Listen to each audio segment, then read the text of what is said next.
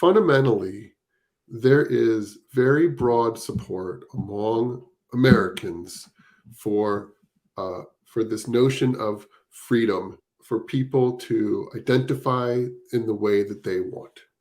And it comes through in many ways. It's not just about pronouns. There is support among Americans for access to information, access to care, and the right to make their own choices without government interference.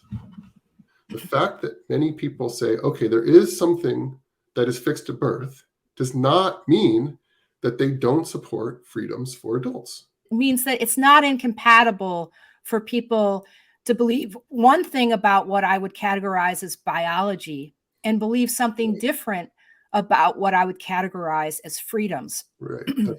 For Democrats and for politicians, one of the lessons here is don't get bogged down talking about biology. What we broadly agree on as Americans is freedom. The fact that there are people in America who are inclined to say that gender is fixed at birth, and yet, despite that, they also believe in people's freedoms to express themselves and be who they are. It means that when it comes to policy, there's a path ahead. And as you said, Carrie, it's not about debating about biology and what doctors are writing down on birth certificates. It is about how do we live in society and have respect for each other, and and have autonomy for ourselves and the freedoms that represents. Their attacks on transgender rights and transgender freedoms do not exist in isolation. They are at the same time attacking reproductive freedoms and reproductive rights. They are at the same time pushing book bans and censorship. They, freedom of information, access to information, as Drew was talking about.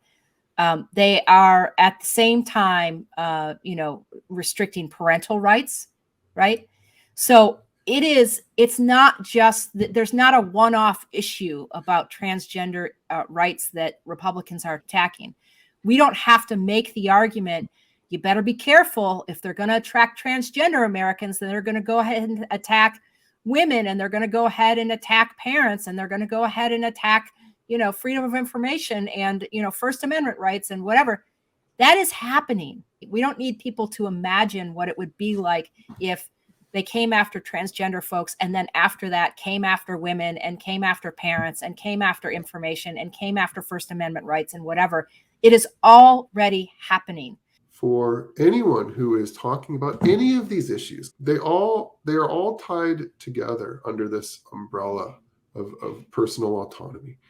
And this is an idea that people get, this very simple idea that adults should have the ultimate authority. You can use it to talk about transgender health. You can use it to talk about reproductive rights. It's all there. And it's something that's affirmative. It's not reactive. It is about people being trusted to do what they know is right for themselves, free of government threats, restrictions, coercion, whatever it may be. Government bullying.